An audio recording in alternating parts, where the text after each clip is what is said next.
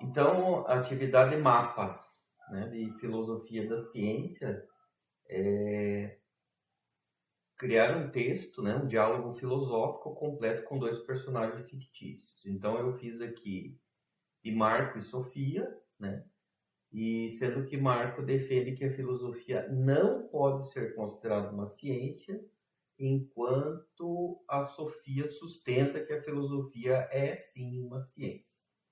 Então vamos lá ao diálogo. Marco, Sofia, percebo que você continua insistindo em dizer que a filosofia é uma ciência. Francamente, não consigo entender por que insiste nessa posição. Sofia, porque acredito que a filosofia compartilha aspectos fundamentais com o que entendemos como ciência. Marco, afinal, ambas buscam conhecimento estruturado e rigoroso. Marco, entendo o seu ponto, mas é exatamente aí que reside o problema. O que entendemos por ciência já pressupõe um método rigorosamente empírico. Como você bem sabe, a filosofia dificilmente pode ser enquadrada nesses termos. Sofia, mas será que é realmente necessário que a ciência seja exclusivamente empírica? Veja que muitas áreas do conhecimento científico, como a matemática ou a lógica, não dependem exclusivamente da observação empírica. Elas são ciências porque se baseiam em métodos rigorosos e estruturados. Marco, concordo parcialmente, mas mesmo com a matemática em critérios muito claros de validação, você estabelece axiomas, demonstrações e chega a conclusões incontestáveis. A filosofia não opera assim. Né? Ela está constantemente se questionando e raramente chega a conclusões universalmente aceitas. Sofia, mas Marco, você não vê que a capacidade crítica e reflexiva é justamente o grande mérito da filosofia? Ela mantém aberto um debate contínuo sobre os fundamentos e métodos do próprio saber. Isso não é menos científico, é apenas diferente da metodologia experimental. Marco, veja bem, Sofia, o que você chama de mérito crítico e reflexivo, eu chamo de uma limitação intrínseca, justamente pela ausência de critérios universais de validação. A filosofia carece de clareza necessária para ser considerada uma ciência. Você mesma disse que filosofia mantém aberto um debate contínuo. Isso não gera conhecimento cumulativo, de maneira como as ciências naturais ou sociais o fazem. Aí a Sofia, né? É exatamente a natureza reflexiva da filosofia que a faz cientificamente válida.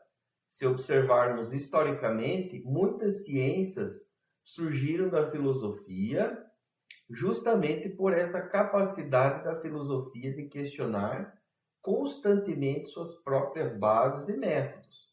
A física e a biologia nasceram dessa reflexão filosófica profunda. Aí então o Marco, né? Isso é verdade. Não nego o papel da filosofia como mãe das ciências. Contudo, uma mãe não se torna filha simplesmente por ter gerado descendência. O fato da filosofia ser o berço histórico das ciências não implica automaticamente que ela seja uma ciência. Ela fornece questões, mas não soluções testáveis ou falsificáveis. Aí a Sofia, mas essa ideia de falsificabilidade é limitada.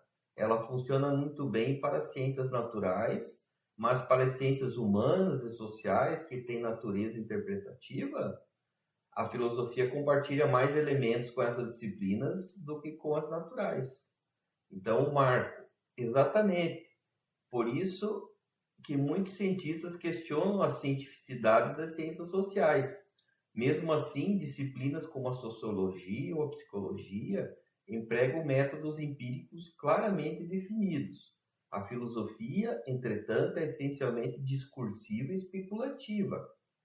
Aí a Sofia, Você está esquecendo que existem metodologias muito bem definidas dentro da filosofia, como a lógica formal e a filosofia analítica, que empregam rigorosos critérios lógicos para validar ou refutar argumentos. Essas abordagens são profundamente científicas. Aí eu marco. Sim, mas são exceções dentro do vasto campo filosófico. Veja a ética, a estética ou a metafísica. São campos fundamentais da filosofia, mas dificilmente apresentam critérios tão claros de validação lógica. São essencialmente interpretativas e subjetivas. Aí a Sofia, subjetivas talvez, mas a subjetividade não é um problema em si. Muitas vezes é na subjetividade que se encontram as questões mais profundas e relevantes. Além disso, mesmo nesses campos, o método filosófico é sempre lógico e rigoroso, não arbitrário ou aleatório. Aí eu marco. O método lógico pode ser rigoroso, mas não é suficiente para fazer algo científico. Para ser ciência, deve haver concordância sobre critérios objetivos de validação entre especialistas na área. Na filosofia, essa concordância raramente ocorre. Aí a Sofia. A ausência de concordância unânime não é exclusividade da filosofia. Existem debates intensos e divergências significativas até mesmo em ciências naturais avançadas. Pense na física quântica ou na cosmologia. Nem todas as questões têm consenso pleno. Penso nessa área no Big Bang, por exemplo, na origem. Até hoje há divergências. Essa é a opinião minha. Aí o Marco, concordo, Sofia, mas veja a diferença crucial. Mesmo nas áreas da física quântica ou da cosmologia, há consenso sobre os métodos experimentais e critérios de validação, ainda que haja debate sobre as interpretações. Na filosofia, nem os critérios de validação estão plenamente definidos. Aí a Sofia, mas veja, Marco, a filosofia não se limita a ser apenas reflexão livre e abstrata. Ela também avalia criticamente a consistência interna das teorias, investiga pressupostos conceituais e muitas vezes estabelece critérios claros para discussões filosóficas. Isso é o que a torna ciência. Aí o Marco, a avaliação crítica e consistência interna são importantes, sem dúvida, mas a ciência requer mais que isso, requer previsibilidade e poder explicativo testado. A filosofia pode iluminar questões importantes, mas raramente oferece previsões empíricas testáveis. Aí a Sofia, mas a ciência em sentido amplo não se restringe ao empírico e à previsão, ela também é fundamentalmente, ela busca ser organizada por compreensão racional, lógica e coerente da realidade. Então, nesse aspecto, a filosofia está completamente alinhada com as ciências.